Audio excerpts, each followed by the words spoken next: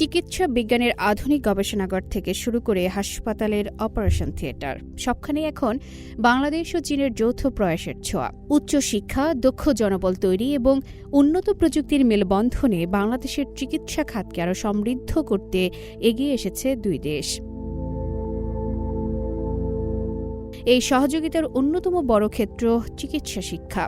2010 সাল থেকে এখন পর্যন্ত শুধু খুনমিং মেডিকেল ইউনিভার্সিটিতেই 156 জন বাংলাদেশি শিক্ষার্থী ভর্তি হয়েছেন। চীনের বিশ্বমানের প্রযুক্তি ও সুযোগ সুবিধা কাজে লাগিয়ে এই তরুণরা নিজেদের দক্ষ করে তুলেছেন, যার বড় অংশই পড়াশোনা শেষে দেশের মানুষের সেবায় নিয়োজিত হচ্ছেন।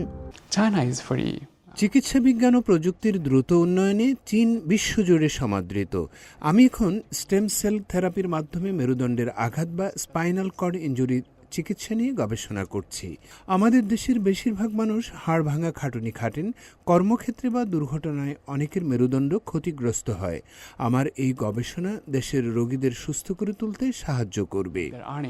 চিকিৎসা খাতের এই অংশীদারত্ব শুধু শিক্ষার মাঝেই সীমাবদ্ধ নেই। সম্প্রতি খুনমিং মেডিকেল বিশ্ববিদ্যালয়ের দ্বিতীয় অধিভুক্ত হাসপাতাল এবং বাংলাদেশের একটি মেডিকেল বিশ্ববিদ্যালয়ের যৌথ উদ্যোগে একটি জয়েন্ট সার্জিক্যাল ক্লিনিক স্থাপন করা হয়েছে।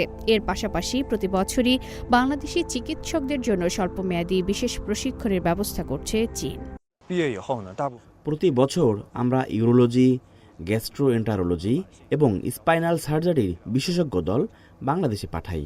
বাংলাদেশ বর্তমানে মিনিমালি ইনভেসিভ বা ল্যাপারোস্কোপিক সার্জারিতে কিছুটা পিছিয়ে রয়েছে। আমরা এই আধুনিক ও উন্নত প্রযুক্তিগুলো বাংলাদেশে নিয়ে যেতে চাই, যাতে স্থানীয় রোগীরা ঘরে বসেই বিশ্বমানের সেবা পান। উন্নত প্রযুক্তি আর তরুণ মেধার এই মেলবন্ধন বাংলাদেশের স্বাস্থ্যসেবার মানকে আরও আধুনিক করে তুলবে। দুই দেশের এই টেকসই অংশীদারত্ব আগামী দিনে দুই বন্ধুর রাষ্ট্রের সম্পর্ককে নিয়ে যাবে এক নতুন উচ্চতায়। আফরিন মিম, CMG বাংলা।